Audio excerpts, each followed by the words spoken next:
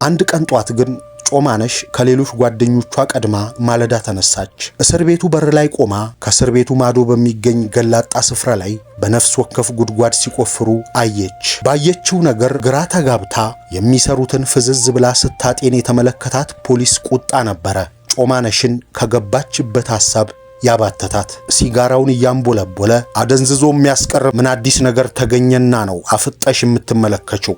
ልክ እንደናንተ ሀገር ከርተው ሊሰደዱ ሲሉ የተደረሰባቸው ከሃዲዎች ናቸው። ዛሬ ማታ በሚቆፍሩት ጉድጓድ ውስጥ ይቀበራሉ። ቀጣዮቹ ደግሞ እናንተ ልትሆኑ ትችላላችሁ ሲል የሰነዘረው ኃይለ ቃል የተቀላቀለበት ዛቻ በግራ መጋባቷ ላይ ሌላ ስጋት ተከለባት። በኮሎኔል መንግስቱ ኃይለ ማርያም የሚመራው ወታደራዊ መንግስት በኤርትራና በትግራይ እየተጠናከረ የመጣውን የአማጽያን ጥቃት ለመመከትና ወታደራዊ አቅሙን ለማሳደግ የግድ የጦር መሳሪያ እርዳታ ማግኘት ነበረበት።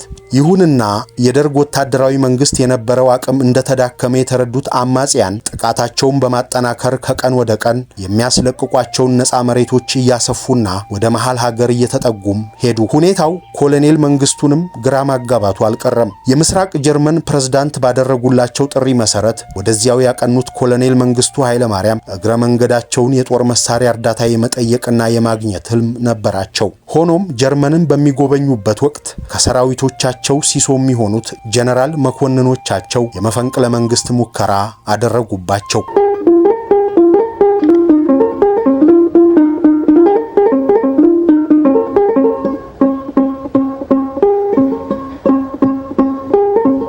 ጤና ይስጥልን ሀብል ተረክ ቤት የኢትዮጵያና የእስራኤል ፍጥጫ ኦፕሬሽን ሰለሞን ያልተነገሩ ሚስጥሮች ስቴፕን ስፔክል ጻፈው፣ ብሩክ መኮንን ተክለየስ ተረጎመው። ቻናላችንን ሰብስክራይብ በማድረግ እንድታበረቱ ስንል በአክብሮትና በፍቅር እየጠየቅን ነው። ስለምታደርጉልን ሁሉም በማመስገን አብራችሁን ቆዩ።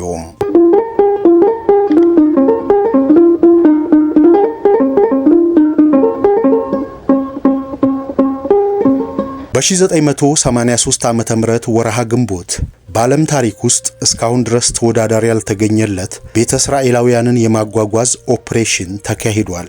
ይህ ቤተ እስራኤላውያንን የማጓጓዝ ኦፕሬሽን የተካሄደው ከኢትዮጵያ ወደ እስራኤል ነው። የአሜሪካ ፕሬዝዳንት የነበሩት ትልቁ ጆርጅ ቡሽ በእስራኤልና የአሜሪካ መንግስታት ትብብር በተካሄደው በዚህ ኦፕሬሽን ለተሳተፉ አሜሪካውያን ዲፕሎማቶች የሀገሪቱን ታላቅ ሊሻን ሸልመዋቸዋል። የመንግስቱ ኃይለማርያም መንግስት ቤተ እስራኤላውያን ወደ እስራኤል እንዲጓጓዙ ለመፍቀድ 35 ሚሊዮን የአሜሪካን ዶላር እንዲከፈለው ጠይቆ በአስገራሚ ሁኔታ ክፍያው ተከናውኖለታል። ኦፕሬሽኑን ለማሳካት የዋና ተዋናይነትን ሚና የተጫወቱት አምባሳደር ካሳ ከበደ፣ የደህንነት ምክትል ሚኒስትር የነበሩት ኮሎኔል መርሻ ቀጸላ ናቸው። ይህ መጽሐፍ በኦፕሬሽኑ ተካፋይ የሆኑ ቤተ እስራኤላውያን እና አምባሳደር ካሳና ሌሎችም ባለስልጣናት ስለፈጸሟቸው ተግባሮች የሰጡትን ምስክርነት የያዘ ነው። ምዕራፍ 1 ቅድመ ታሪክ። ጮማነሽና ዳንኤል። ወቅቱ 1982 ነበረ።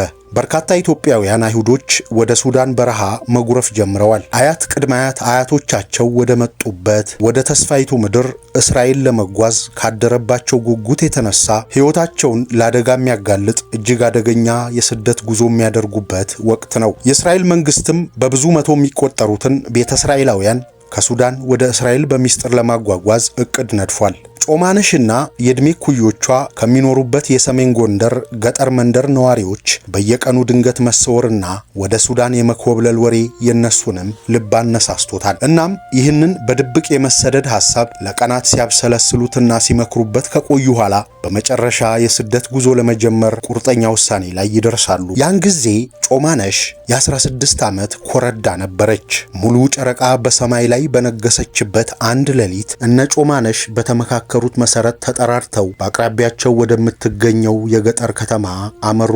ሰርክ ሲያልሟት ወደ ነበረችው የተስፋይቱ ምድር እስራኤል ለመድረስ ረዥሙን መንገድ በጨረቃ ብርሃን የጀመሩት ጉዞ ግን በዚያች ከተማ አልተገባደደም። በማግስቱ በከተማይቱ ወደሚገኝ አውቶቡስ መናኸሪያ በማምራት ሱዳን የጠረፍ ከተማ በሚያደርሳቸው አሮጌ የሕዝብ ማመላለሻ አውቶቡስ ተሳፍረው ጉዟቸውን ቀጠሉ። ሁሉም ከቤተሰቦቻቸው በወሰዱት ጥቂት ገንዘብ ትኬት ቆርጠው ጉዞ ቢጀምሩም በየ20ና በየ30 ኪሎ ሜትር አውቶቡሶችን እያስቆሙ የተሳፋሪዎችን ማንነት ከመታወቂያቸው ጋር በሚያመሳክሩ የኬላ ወታደሮች ፍተሻ ጉዟቸው እንዳይደናቀፍ የሰነቁት ተስፋ እንዳይጨናገፍ አምላካቸውን እየተማጸኑ ነበረ ጉዟቸውን የቀጠሉት። በአንደኛው ኬላ ለፍተሻ ሲቆሙ ግን በውስጣቸው የነበረው ጥርጣሬ ወደ እውነት ተቀይሮ በፍርሃት ይርዱ ጀመር። አውቶቡሱን አስቁመው መንገደኞቹን ሲፈትሹ የነበሩ ወታደሮች የጮማነሽንና የጓደኞቿን ዕድሜ ለጋነት በማየት ወዴት ነው የምትሄዱት? እንደምናየው ዕድሜያችሁ ገና ልጅ ነው። ምን ልትሰሩ ነው ወደዚያች ከተማ ለመጓዝ የተነሳሳችሁት?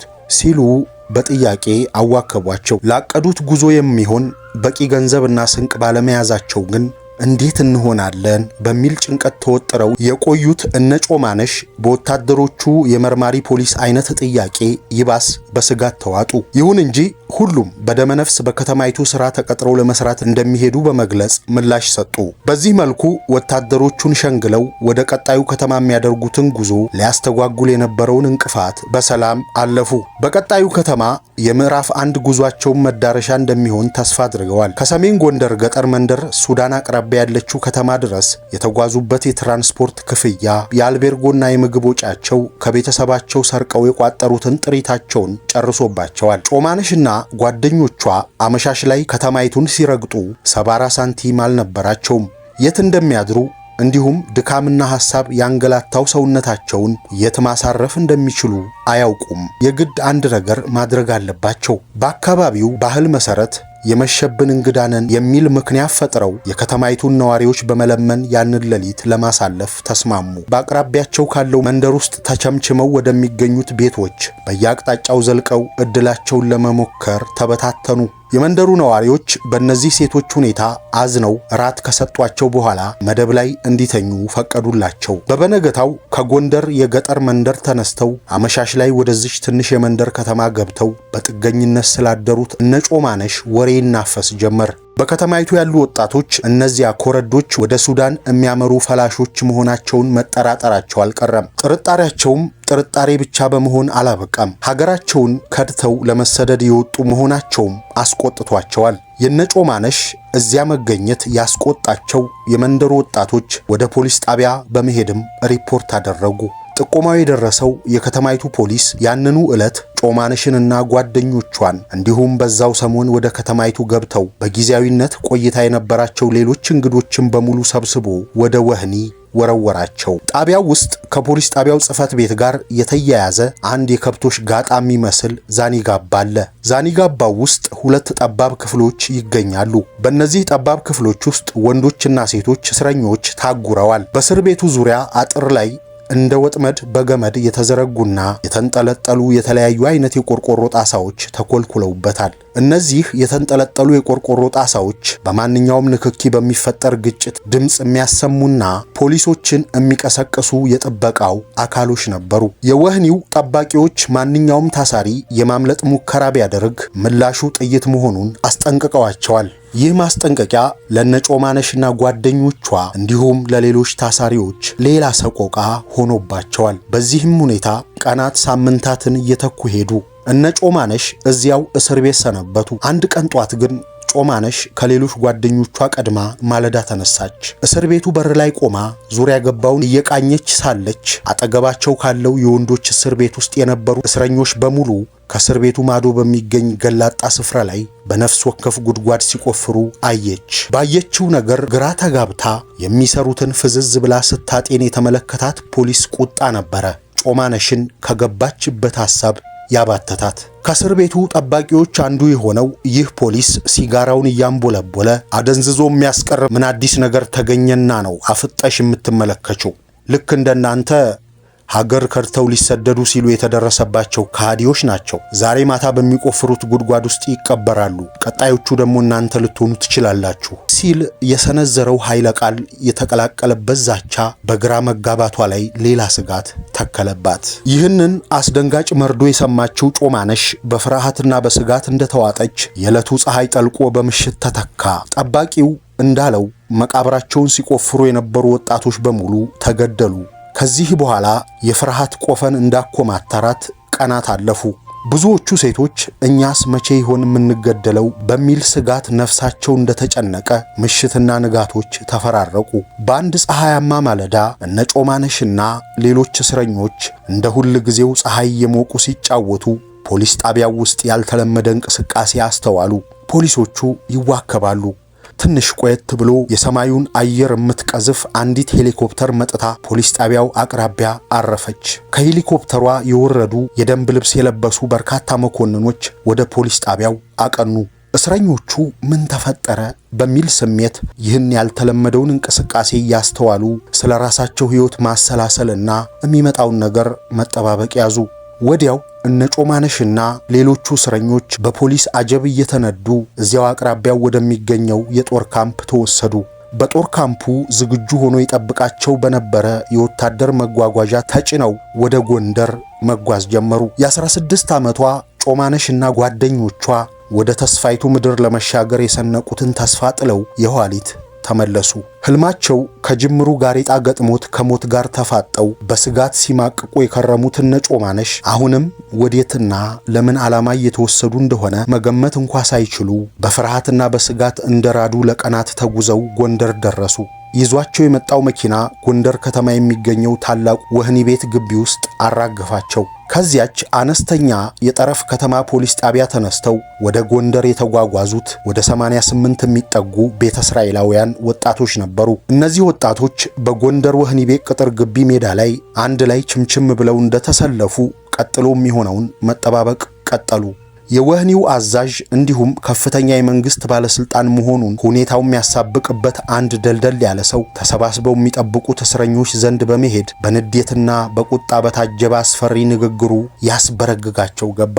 ለምንድነው ሀገራችሁን ለመክዳት የምትሞክሩት? እዚህ ያላችሁት በሙሉ ወደ ሱዳን ለመክዳት ስትሞክሩ ነው የያዟችሁ። ይህንን ህገወጥ ጉዞ የምታደርጉበት መንገድ ሙሉ በሙሉ ባይሆንም በከፊል አማጽያን ወንበዴዎች የሚንቀሳቀሱበት ነው። አደጋና ስቃይ ሳይደርስባችሁ እኛ በቁጥጥር ስር እንድትውሉ አድርገናል። ይህንን እርምጃ ባንወስድ ኖሮ በእነሱ እጅ ተወድቆ ነበር። በመጀመሪያ የያዛችሁትን ይነጥቋችኋል፣ ሴቶችን ደግሞ ለይተው ይደፍሯችኋል፣ ከዚያም ይገሏችኋል። ይህ ነው በወንበዴዎችና በቅጥረኞቻቸው በየቀኑ ሲፈጸም የሚታየው ተግባር። እንደ አጋጣሚ ከነዚህ ወንበዴዎች እይታ ብታመልጡና እንደ ሐሳባችሁ ድንበር ተሻግራችሁ ሱዳን ብትገቡ እዚያም ተመሳሳይ ወንጀል በሚፈጽሙ አረቦች እጅ ትወድቃላችሁ። ተዋርዳችሁና ክብራችሁ ተገፎ ለሌላ ወገን አሳልፈው ይሰጧችኋል። ከዚያም ወደ ሌላ ሀገር ለባርነት ያጓጉዟችኋል። ለሁለተኛ ጊዜ እንዲህ ያለ የሀገር ክደት ብትፈጽሙ፣ በህገወጥ ዝውውር ተግባር ላይ ተሳትፋችሁ ብትገኙ ያለምንም ቅድመ ሁኔታ የሞት ፍርድ ይፈረድባችኋል።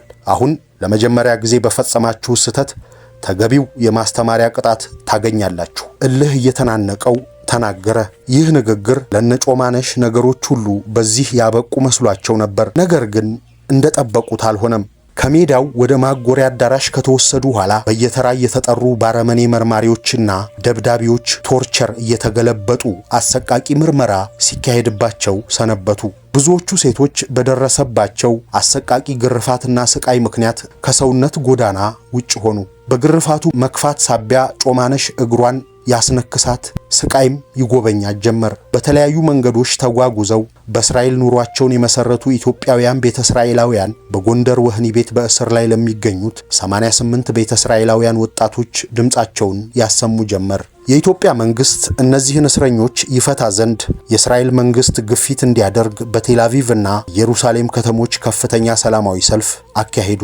ትዕይንተ ሰልፉን ተከትሎም ለ6 ወራት በጎንደር ወህኒ ቤት በእስር ላይ የማቀቁ የሚገኙትን ወጣት ቤተ እስራኤላውያን በተመለከተ የእስራኤል ጋዜጦች በሰፊው መዘገብን ተያያዙት።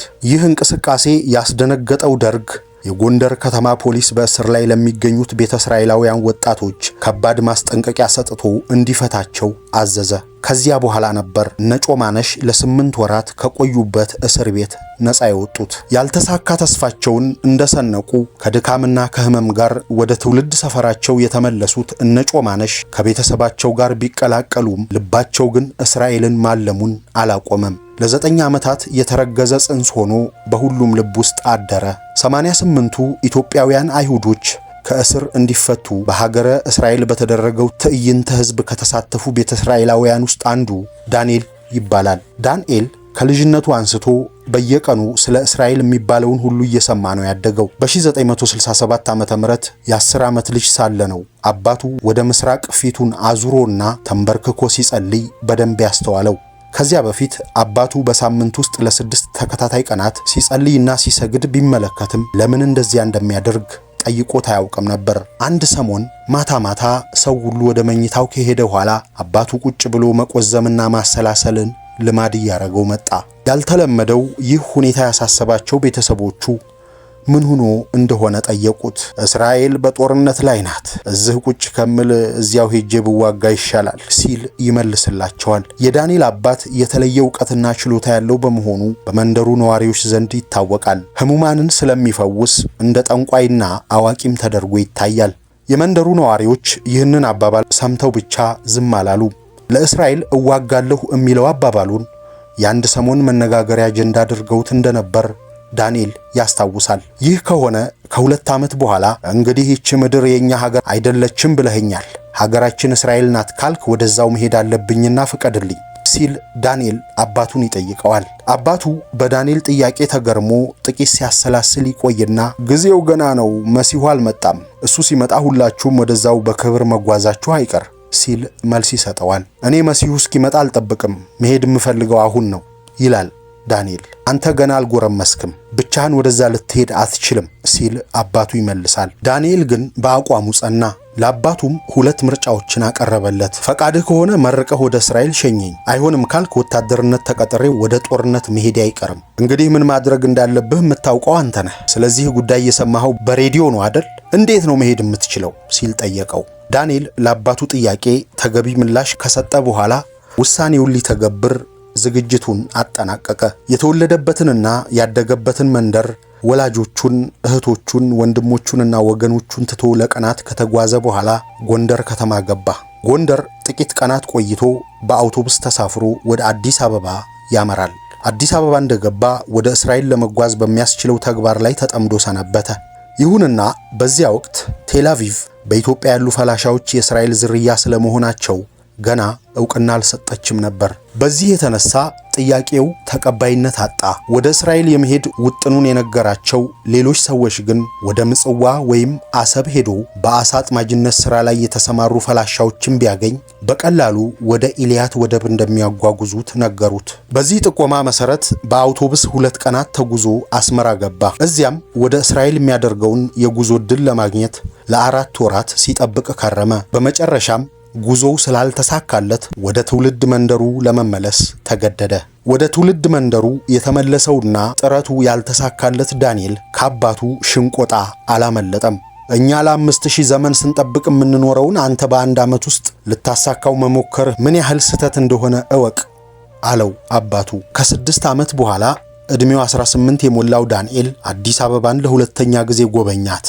ያን ጊዜ አባቱ በቅርብ የሚያውቁት ማሪዮ የተባለ ጣሊያናዊ ነጋዴ ዳንኤልን ወደ እስራኤል እንዲወስድላቸው አነጋግረውት ነበረ። በዚህ መሰረት ማሪዮ ዳንኤልን አዲስ አበባ ወደሚገኘው እስራኤል ኤምባሲ ይዞት ሄዶ ከአምባሳደሩ ጋር አገናኘው። ይህ ብቻም አይደለም፣ ለአውሮፕላን መጓጓዣና ለሆቴል ወጪ የሚሆነው $500 በስሙ ባንክ አስገባለት። ወደ እስራኤል የሚገባበት ቪዛ የማግኘት ዕድል የተመቻቸለት ዳንኤል ማሪዮ ባንክ ያስገባለትን ገንዘብ ተጠቅሞ ወደ ቴል አቪቭ ተጓዘ።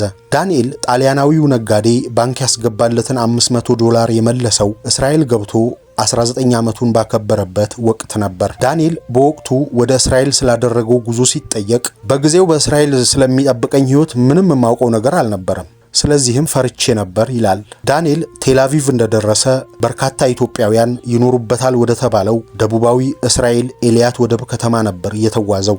እዚያ በነበሩ ኢትዮጵያውያን እርዳታ በከተማው የሚገኝ አንድ ሆቴል ውስጥ በእርዳታ ሰራተኝነት ተቀጠረ።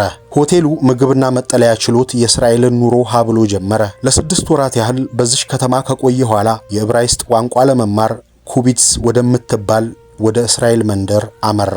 ከ4 ወራት በኋላ በእስራኤል የመከላከያ ሰራዊት ውስጥ ተመድቦ ሲሰራ ቆየ። ዳንኤል ቀስ በቀስ የእስራኤልን ሕይወት የተለማመደ ቢሆንም ከቤተሰቡ ጋር ሳይገናኝ ድፍን 14 ዓመታትን ያሳለፈ በመሆኑ ናፍቆቱ በረታበት። እናም በሞሳድ እርዳታ የአውሮፕላን ትኬት ወጪ ተሸፍኖለት ወደ ኢትዮጵያ ሄደና ከቤተሰቦቹ ጋር መገናኘት ቻለ። ዳንኤል ወደ አዲስ አበባ የተጓዘው ሰሜን ጎንደር የሚኖሩት ወላጆቹንና 3 ወንድሞቹን ይዞ ወደ እስራኤል ለመመለስ ነበር። ቤተሰቦቹም በጣና ሐይቅ ላይ በታንኳ ተጓጉዘው ነበር ለ14 ዓመት የተለያቸውን ዳንኤልን ያገኙት። ይሁን እንጂ ዳንኤል እንዳሰበው ሁሉንም ቤተሰቦቹን ይዞ ወደ እስራኤል መመለስ አልቻለም። አንድ ወንድሙን ይዞ ብቻ ነበረ ወደ ቴል አቪቭ የተመለሰው። ወላጆቹና ቀሪዎቹ ቤተሰቦቹ የኢትዮጵያ መንግስት ቤተ እስራኤላውያን ወደ ተስፋይቱ ምድር እንዲጓዙ እስኪፈቅድ ድረስ አዲስ አበባ መኖር ግድ ሆነባቸው። ታላቁ ኦፕሬሽን ሶሎሞን ወይም ዘመቻ ሶሎሞን የተሰኘው እንቅስቃሴ ተግባራዊ እንዲሆን ዋሽንግተን፣ ሞስኮ፣ ቴል አቪቭ እና ካርቱም አዲስ አበባ ውስጥ አንዳች ነገር መጀመራቸውን ጮማነሽና ዳንኤል ያውቁ ነበረ። በዚህ የተነሳ ጊዜው ደርሶ የሚናፍቋትን ሀገር ለመርገጥ እንቅልፍ አጥተው ማደር ዕለታዊ ተግባራቸው ሆነ። ምዕራፍ 2 የተቆረጠውን መቀጠል። በኮሎኔል መንግስቱ ኃይለ ማርያም የሚመራው ወታደራዊ መንግስት በኤርትራና በትግራይ እየተጠናከረ የመጣውን የአማጽያን ጥቃት ለመመከትና ወታደራዊ አቅሙን ለማሳደግ የግድ የጦር መሳሪያ እርዳታ ማግኘት ነበረበት። ጦርነት ያደቀቀውን የኢኮኖሚ አቅም ለማሳደግ ደግሞ የቀድሞ አጋሮቹ የምስራቅ አውሮፓ ሀገራት ድጋፍ እንደሚያስፈልገው አምኗል። ይህንንም እርዳታ ለማግኘት በፕሬዝዳንት መንግስቱ ኃይለ ማርያም የተመራ ልዩ ልዑክ ወደ የሀገራቱ አቅንቶ ነበረ። በወቅቱ የሶቪየት ህብረት ፕሬዝዳንት የነበሩት ሚካኤል ጎርባቾቭ ኮሎኔል መንግስቱን በክሬምሊን ቤተመንግስት ተቀብለው ያነጋገሯቸው ቢሆንም መንግስታቸው እንደ ሊዮ ብራዤኔቭ ዘመን የመሳሪያ እርዳታ ለመስጠት ፈቃደኛ እንዳልሆነ እንቅጩን ነበር የነገሯቸው። እንዲያውም የኢትዮጵያ መንግስት ከአማጽያኑ ጋር የሰላም ውይይት በማድረግ ለችግሩ እልባት ቢሰጥ የተሻለ ነው የሚል ምክር ለግሰው ባዶ እጃቸውን ሸኟቸው። ከዓመታት በፊት የሶማሊያ ጦር የኢትዮጵያን ግዛት አልፎ ወረራ በፈጸመበትና የሀገሪቱ ሉዓላዊነት አደጋ ላይ በወደቀበት ወቅትም አሜሪካና ቻይና ወረራውን ለመመከት የሚያስችል ወታደራዊ ድጋፍ የጦር መሳሪያ እንዲለግሱ ተጠይቀው ነበረ። ሁለቱም መንግስታት ግን ለቀረቡላቸው ጥያቄ በጎ ምላሽ ለመስጠት ፈቃደኛ አልነበሩም። በዚያ ወሳኝ ወቅት ላይ ሶቪየቶች እኛ አለንላችሁ ብለው በሰጡት ፈጣን ምላሽና ድጋፍ ነበር የሁለቱ ሀገራት ወዳጅነት የተጀመረውና እየተጠናከረ የሄደው። ኮሎኔል መንግስቱ ኃይለ ማርያም ይህንን ወዳጅነት ተንተርሰው ሚካኤል ጎርባቾቭ አይነፍጉኝም በሚል እምነት ነበር የመሳሪያ እርዳታ ለመጠየቅ ወደዚያ ያመሩት። ከክሬምሊኑ ውይይት በኋላ መንግስቱ ኃይለ ማርያም እና ጓዶቻቸው የተረዱት ነገር ቢኖር ፍጹም የሚተማመኑባትና የቁርጥ ቀን ወዳጃቸው የነበረችው ሶቪየት ህብረት እንኳ የከዳቻቸውና ፊቷን ያዞረችባቸው መሆኑን ነው። የሶቪየት ህብረት ባለስልጣናት በወቅቱ ለኮሎኔል መንግስቱና ለጓዶቻቸው ሌላም አማራጭ አቅርበውላቸው ነበረ። ያም አማራጭ የኢትዮጵያ መንግስት ጦርነቱን ለማስኬድ የሚያስፈልገውን የጦር መሳሪያ እጅ በእጅ ሽያጭ ገዝቶ ይውሰድ የሚል ነበር። ኢትዮጵያ ደግሞ ይህንን ለማድረግ የሚያስችል የውጭ ምንዛሬ አልነበራትም። የሶቪየት ህብረት ባለስልጣናት ለኢትዮጵያውያኑ ልዑካን የለገሷቸው ምክር ስታካሂዱት የቆያችሁትን የእርስ በርስ ጦርነት ኪሳራ እንጂ ውጤት እንዳላስገኘላችሁ ተገንዝበናል። ከዚህ በኋላ የነበራችሁን አለመግባባት አስወግዳችሁ የሻከረ ግንኙነታችሁን ማደስ አለባችሁ። ከአማጽያኑ ጋርም መፍትሄው መደራደርና ለሀገሪቱ ዘላቂ ጥቅም መስራት ብቻ ነው የሚል ነበር። ኮሎኔል መንግስቱ ኃይለ ማርያም ይህንን የሚካኤል ጎርባቾቭን ምክር ሰምተው እንዳልሰማ መሆንን ነበር የመረጡት። ከዚያም ሰራዊታቸውን ለማስታጠቅ የሚያስችል ጦር መሳሪያ ለማግኘት ወደ ቻይናና ሰሜን ኮሪያ አቀኑ። ከነዚህ ሀገራት ግን እንዳሰቡት ባይሆንም አነስተኛ መጠን ያለው ጦር መሳሪያ ማግኘት ቻሉ። ከዚህ በኋላ ግን ነገሮች በፍጥነት ይቀያየሩ ጀመር። በትግራይ የሚንቀሳቀሰው ህወሓት የተባለ አማጺ እንዳስላሴ ላይ የሚገኘውንና ጠንካራ ኃይል ነበር የተባለውን የመንግስት ጦር እንዲያፈገፍግ አድርጎ አካባቢውን ሙሉ በሙሉ ተቆጣጠረ። ይሄኔ የሰራዊቱ የውጊያ አቅም መዳከም ያሳሰባቸው መንግስቱ ኃይለ ማርያም ቀስ በቀስ እየተሸረሸረ የመጣውን ስልጣናቸውን ለማጠናከር መባዘናቸውን ተያያዙት። ይህንን ለማድረግ ያስችላቸው ዘንድም እንደ አማራጭ የወሰዱት እርምጃ ደርግ ወደ ስልጣን ከመጣበት ጊዜ ጀምሮ ከአሜሪካ ጋር የነበረውንና የተቀዛቀዘውን ግንኙነት ማደስ ነበር። ግንኙነቱን በማደስ ረገድ ቁልፍ ሚና ነበራቸው ከሚባሉት ሰዎች መካከል ደግሞ የቀድሞው የአሜሪካ ፕሬዝዳንት ጂሚ ካርተር በግንባር ቀደምትነት ይጠቀሳሉ።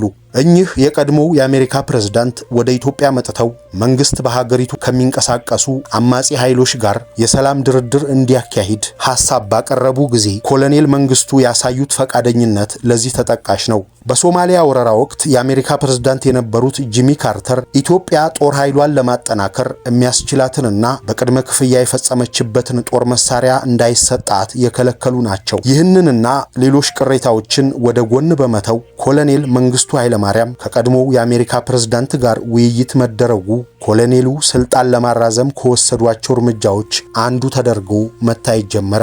ይሁንና የደርግ ወታደራዊ መንግስት የነበረው አቅም እንደተዳከመ የተረዱት አማጽያን ጥቃታቸውን በማጠናከር ከቀን ወደ ቀን የሚያስለቅቋቸውን ነፃ መሬቶች እያሰፉና ወደ መሃል ሀገር እየተጠጉም ሄዱ። ሁኔታው ኮሎኔል መንግስቱንም ግራ ማጋባቱ አልቀረም። የምስራቅ ሶሻሊስት ወዳጆቻቸውን የጦር መሳሪያ እርዳታ መማጸንን አላቋረጡም።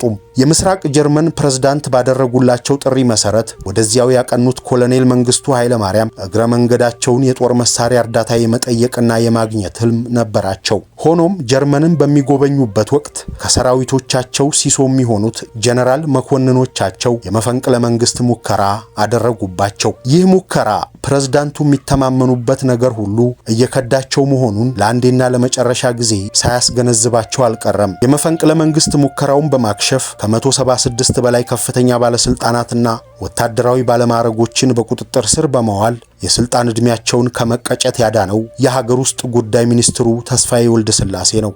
የኮሎኔል መንግስቱ ኃይለማርያም ጥቂት የቅርብ አማካሪዎች ከአሜሪካና ከእስራኤል መንግስታት ጋር ጠንካራ ዲፕሎማሲያዊ ግንኙነት የሚፈጥሩበትን መላ ለማፈላለግ የተገደዱትም ከነዚህ ውጥረቶች ለማገገም የሚያስችል መፍትሄ ተደርጎ በመቆጠሩ ነበር። የመንግስቱ ኃይለማርያም የውጭ ግንኙነት አማካሪዎች ከእስራኤል ጋር ዲፕሎማቲክ ግንኙነት መመስረት ሀገሪቱ የሚያስፈልጋትን የጦር መሳሪያ እርዳታ ለማግኘት እንደሚያስችልም ተማምነዋል። ከእስራኤል ጋር የነበራቸውን ታሪካዊና ስትራቴጂካዊ ግንኙነት ለመመለስም ሰፊ ጥረት ማድረጋቸው በአንድ በኩል በሀገር ውስጥ ያለውን ውጥረት ለማርገብ ያስችላል በሚል በአማራጭነት የያዙት እቅድ ነበር። እስራኤልም በበኩሏ አጋጣሚውን የራሷን ፍላጎት ለማሳካት አቋራጭ መንገድ አድርጋ እንድታየው አነሳስቷታል። ይህንን የኢትዮጵያ መንግስትን ፍላጎት አስቀድመው የተገነዘቡት እስራኤሎች የተቋረጠውን የዲፕሎማቲክ ግንኙነት ለመቀጠል አላንገራገሩም። ለዚህ ፈቃደኝነት ዋናው ምክንያት ግንኙነቱ በኢትዮጵያ የሚገኙ ቤተ እስራኤሎችን ለማጓጓዝ የሚያስችል ሰፊ ዕድል የሚፈጥር በመሆኑ ነው። ይህንን ሐሳቧን እውን ለማድረግም የተለያዩ ስልቶችን ማፈላለግ ዋነኛ አጀንዳው አድርጋ በመያዝ መንቀሳቀስ ከጀመረች 2 ዓመት አልፏት ነበር። የእስራኤሉ ቁልፍ ሰው የእስራኤል ጠቅላይ ሚኒስትር ይስሐቅ ሻሚር በ1989 የአመፃው ወራት መጀመሪያ ላይ ሞሳድ ውስጥ ሥራ በጀመሩበት ወቅት በኢትዮጵያ በኬንያና በኢራን ቁልፍ ተግባራትን ለማከናወን ቆርጠው የተነሱበት ጊዜ ሆነ። ሪዮቫን ማርሃቪን በሚል ስም የሚታወቀው እስራኤላዊ ደግሞ በእነዚህ ሀገራት ቁልፍ ተግባራትን በማከናወን ገናናነትን አትርፏል። በእስራኤል የጠቅላይ ሚኒስትሩ ቢሮ ኢትዮጵያን በተመለከተ ሊከተለው የሚገባውን ፖሊሲ የሚቀርጸው ዲፓርትመንት ዋና ተጠሪ ሆኖ የተሾመው ይህ ሰው በእነዚህ ሀገራት ላይ በነበረው የቀረበ ልምድ ውጤታማ ይሆናል ተብሎ በመታሰቡ ነበረ። ሪዮቫን ሚርሃቭ በ52 ዓመት ዕድሜው በእስራኤል ውጭ ጉዳይ መስሪያ ቤት ዳይሬክተር ጀነራል ሆኖ በመስራት ላይ ያለ ነበረ። እስራኤል በኢትዮጵያ ላይ የምትከተለውን ፖሊሲ እንዲቀርጽ እንዲሁም በኢትዮጵያ ያሉ ቤተ እስራኤላውያንም በተመለከተ መንግስታቸው ሊተገብረው የሚገባውን ስልት እንዲነድፍና ተፈጻሚነቱን እንዲከታተል ኃላፊነት የተሰጠው ሪዮቫን ማርሂቭ በተሰጠው ኃላፊነት ስራ እንደጀመረ የተገነዘበው እውነታ ቢኖር ኢትዮጵያውያኑ ባለስልጣኖች ፊታቸውን ባዞሩባቸው ሶቪየቶች ምትክ እስራኤልን አጋር አድርገው የጦር መሳሪያ እርዳታ ማግኘት እንደሚፈልጉ ነው። ይህንን ፍላጎታቸውን ለማሳካት ጥረት እያደረጉ ያሉት ደርጎች እየተንኮታኮተ ያለው የሀገሪቱ ኢኮኖሚ ጦርነቱ በሚጠይቀው ከፍተኛ ወጪ ሳቢያ እያበቃለት ነው ከሚባልለት ደረጃ ላይ መድረሱ አሳስቧቸዋል። የሶቪየትን ርዕዮት እከተላለሁ የሚለው መንግስቱ ኃይለማርያም ግን በሰሜን ኢትዮጵያ የሚገኘውን ከ12 እስከ 15 ሚሊዮን ህዝብ ማስተዳደርና በመንደር ምስረታ ስም ወደ ምዕራብና ደቡባዊ የሀገሪቱ ክፍል እንዲሰፍሩ በማድረግ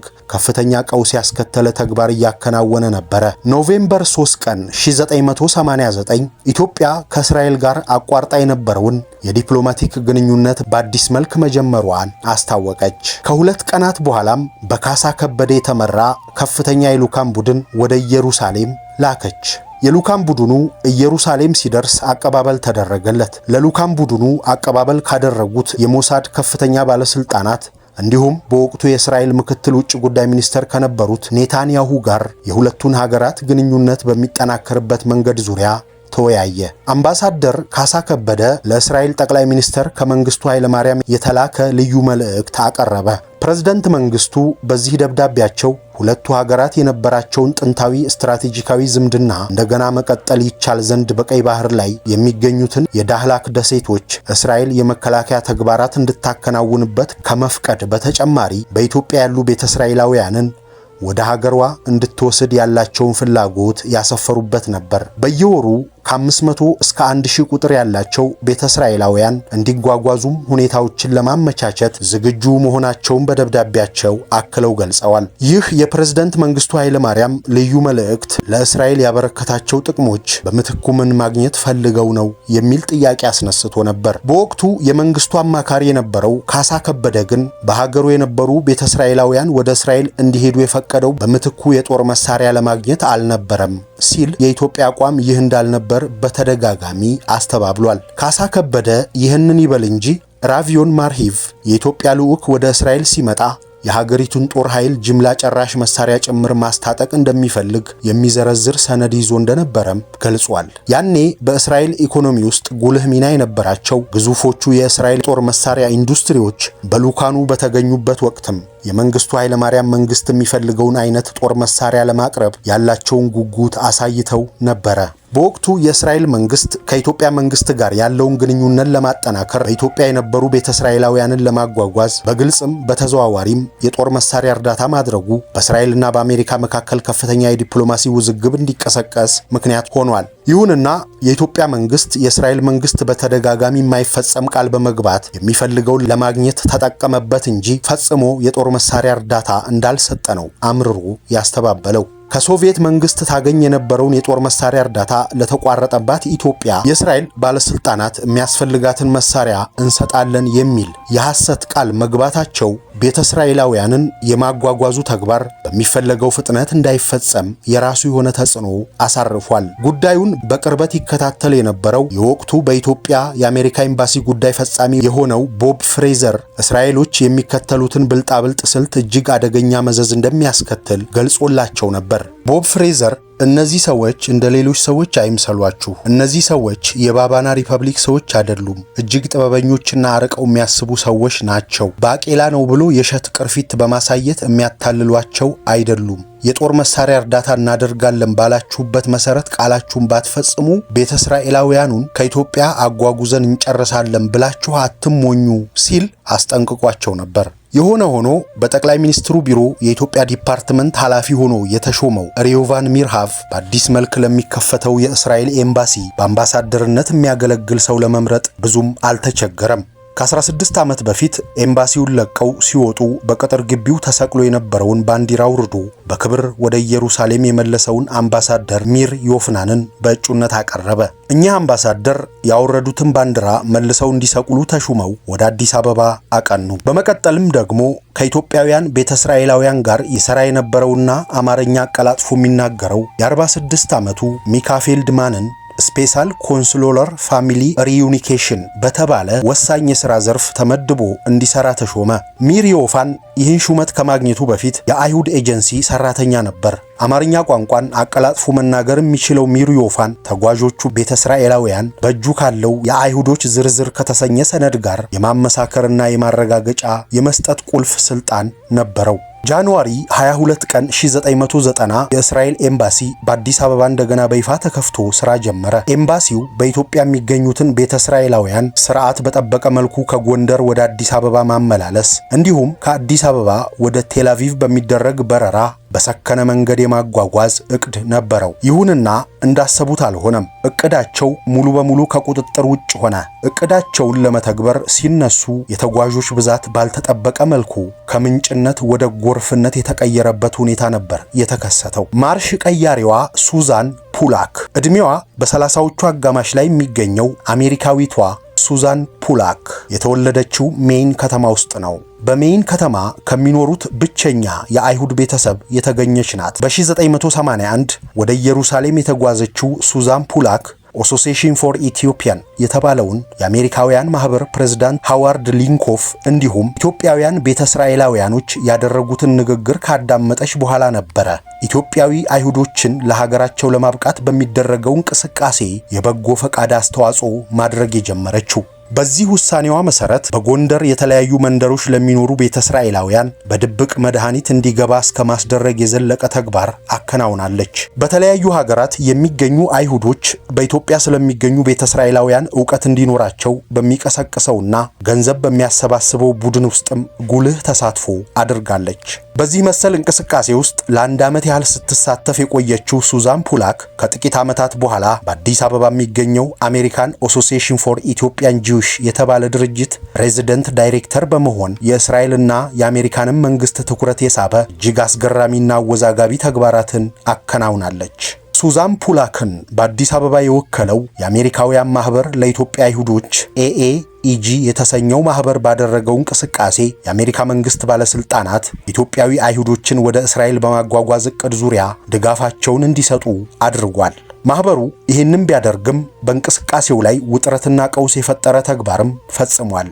የኤኤኢጂ የመጀመሪያው ፕሬዝዳንት ሃሪጉም በርገር በኒውዮርክ በሚገኘው የአይሁዶች ምግባረ ሰናይ ፌዴሬሽን ውስጥ በማህበራዊ ጉዳይ ሰራተኛነት ተቀጥሮ ሲሰራ ከቆየ ኋላ በ1965 ወደ ኢትዮጵያ መጣ። በጎንደር ዙሪያ የሚኖሩ ቤተ እስራኤላውያንን በስፍራው ተገኝቶ የጎበኘው ሃሪጉም በርገር በአኗኗራቸው ፍጹም የሆነ ድንጋጤ ነበር የተሰማው። ይህም ይሁን እንጂ ቤተ እስራኤላውያኑ ለሃይማኖታቸው ያላቸው ጽናት እጅግ አስደንቆት ነበር። ሃሪጉም ወደ ሀገሩ አሜሪካ ከተመለሰ ኋላ በግሉ የገንዘብ ማሰባሰቢያ ፕሮግራሞችን በመዘርጋት ድጋፍና እርዳታ ማሰባሰብ የጀመረ ሲሆን ከዓመታት በኋላ በጎ ፈቃደኞችን በማስተባበር ማህበሩን ለማቋቋም የቻለ ባለውለታ ነው።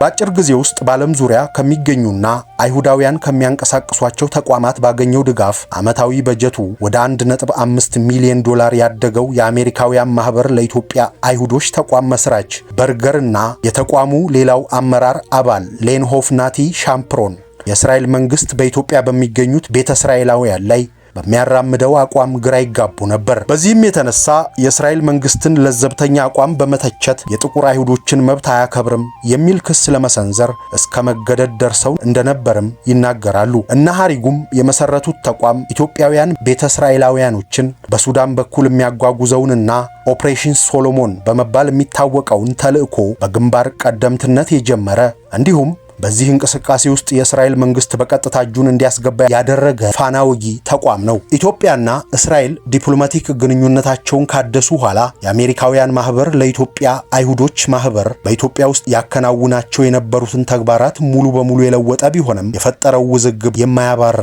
ነበር። በቱሪስት ቪዛ የገባችው የማህበሩ ወኪል ሱዛን ፑላክ በጽህፈት ቤት ደረጃ የሚታወቅ ቢሮ ሳይኖራትና በህግ ሳይፈቀድላት ነበረ ስራዋን የምታከናውነው። ይህም እንቅስቃሴዋ በኢትዮጵያ መንግስት ባለስልጣናት ዘንድ ፈጽሞ አልተወደደላትም። ሱዛን ፑላክ በፌብሩዋሪ 1989 አንድ የእስልምና እምነት ተከታይ ከሆነ አስተርጓሚ ጋር በመሆን የኢትዮጵያ ቤተ እስራኤላውያንን አኗኗር ለመመልከት ወደ ጎንደር አምርታ ነበር። በጎንደርና አካባቢዋ የሚገኙ እያንዳንዱን ቤተ እስራኤላውያን ጎጆ ድረስ በመዝለቅ መጎብኘቷንም ትገልጻለች። ጉብኝቷን አስመልክታ በጻፈችው ሪፖርት የቤተ እስራኤላውያኑ ሕይወት ሙሉ በሙሉ በሚባል መልኩ አደጋ ውስጥ እንደሚገኝ አትታለች። ሕፃናቱ፣ አዋቂውና አዛውንቱ በሙሉ በዝሆኔ፣ በእንቅርት፣ በፖሊዮ፣ በሳምባ ነቀርሳ በሽታ መጠቃቱንና በእከክ መቁሰሉን እንዲሁም በወባ በሽታ የተለከፈ መሆኑን ማየቷን በሪፖርቷ አስፍረዋለች። እያንዳንዱ ቤተ እስራኤላዊ አስቸኳይ የሕክምና እርዳታ ማግኘት አለበት በማለትም ነበር ኒውዮርክ የሚገኘውን ተቋም ያሳሰበችው። ዋሽንግተን፣ እስራኤል እንዲሁም የምዕራብ አውሮፓ ሀገራት በኢትዮጵያ ሰብአዊ መብቶች ሙሉ በሙሉ ይከበሩ ዘንድ የኢትዮጵያ መንግስት የተለያዩ ዜጎችን ለማገናኘት በሚል የጀመረችውን ፈላሾችን ወደ እስራኤል የማጓጓዝ ተግባሯ ፈቃድ እንዲሰጣት የሚያደርግ ጫና እንዲፈጥሩ ጠይቃለች።